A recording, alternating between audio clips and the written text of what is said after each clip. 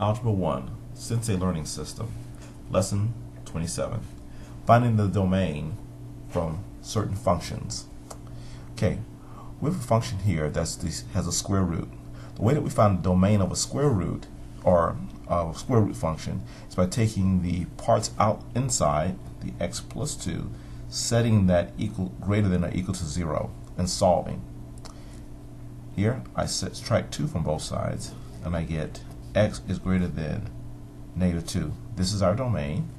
I can also write it in, let's see, as a graph. So the point at 2, this will be greater than, so it goes to the right, and it's equal, so we'll shade this in, or negative 2, should I say, negative 2. Also, we can describe the domain as at negative 2 to the left, and as far as positive infinity to the right. Okay, finding the domain for this function. Again, this is a root, so we take the equation from under the root, the radicand, set it greater than or equal to 0, and then solve for x. So plus 12 plus 12. We get 3x is greater than or equal to 12. Divide by 3, divide by 3, and x is greater than or equal to 4. So our domain is all the numbers greater than or equal to 4. Graphically, this is the point 4, and this is greater than, so the graph goes to the right, and we fill in the point because we're going to use 4. Also, our domain can be written in interval notation as 4, bracket, comma, positive infinity to the right.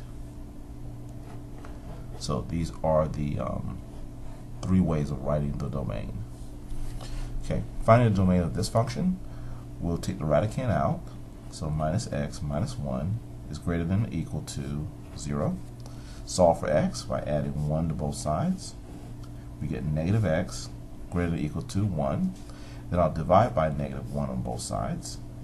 And this will, negatives will cancel. We'll get x. The sign will change to a less than, and a positive 1 divided by negative 1 gives us negative 1. So this is the domain, all the numbers that are less than or equal to negative 1.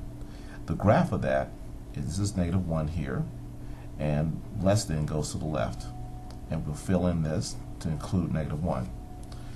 Also, our domain can be written in interval notation as negative infinity to the left, and then negative 1 to the right included.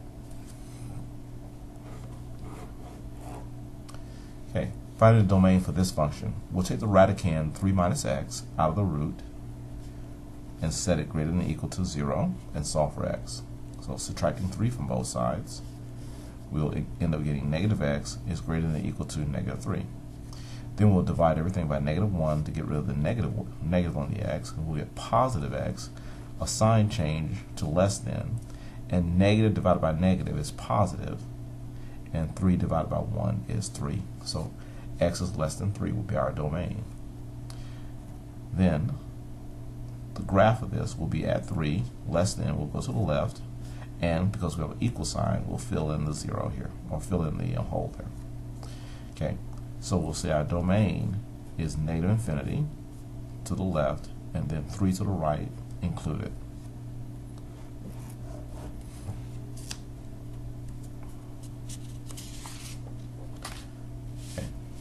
Here we go. We want to find the domain of this function, so we're going to take the radicand out, 15 plus 5x, set it greater than or equal to 0, and solve for x. So we'll subtract 15 from both sides, and we'll get 5x is greater than or equal to negative 15. Then I'm going to divide both sides by 5, and I'll get x is greater than or equal to negative 3. That's our domain, all the possible inputs for this function. And we can also do a graphic at point negative 3. This will be greater than, so it'll go to the right, and we'll fill this in because we do have an equal sign there. Okay, now interval notation for our domain will be negative 3 to the left with a bracket, and then positive infinity to the right. Okay, here, to find our domain, we'll take the negative 4x minus 20 out of the radical, set it greater than or equal to 0, and then solve for x by adding 20 to both sides. This will give me negative 4x is greater than or equal to positive 20. Then we'll divide both sides by negative 4. Dividing by negative 4 cancels here and gives us just positive x. It also changes the sign to a less than, and a positive divided by negative gives us negative. 20 divided by 4 is 5. So the domain will be all numbers less than or equal to negative 5. The graphic for that is that the point at negative 5, since it's less than, will be to the left, including negative 5, so we'll fill this in. The domain can also be described in interval notation as negative infinity to negative 5, including 5 with a bracket. Finding the domain of this function with a root here, we'll take the radicand out, 9 minus 3x, set it greater than or equal to 0, and solve for x by subtracting 9 from both sides. We end up with negative 3x is greater than or equal to negative 9. Now we'll divide by negative 3 on both sides. This will give us positive x when the negative 3's cancel. The sign will change to a less than, and two negatives divided will give us positive, and 9 divided by 3 will be 3. So the domain of this function is all the numbers that are less than or equal to 3. So the graphic for that will be 3 on the graph, and less than will be all the numbers to the left, including 3, so we'll fill this in. So what we have now, we can go to the domain in interval notation, negative infinity to 3, including 3. So 3 ways to express the domain of this function. Finally, number 8. Number 8, we'll take the radicand out. 24 minus 4x is greater than or equal to 0. I'll subtract 24 from both sides. We'll end up with negative 4x is greater than or equal to negative 24. Dividing by negative 4 on both sides, we'll get negative 4 divided by negative 4 will leave a positive x. The sign will change to a less than, and negative divided by negative will give us a positive. 24 divided by 4 will give us a 6.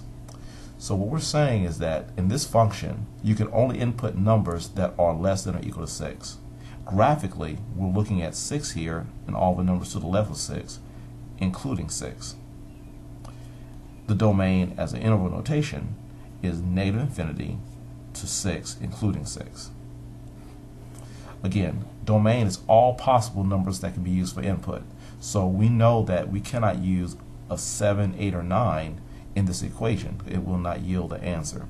Here, in this domain that only goes to negative infinity to 3, we can input any number before 3 or 3, like 3, 2, 1, 0, but we cannot enter numbers like 4, 5, 6, 7.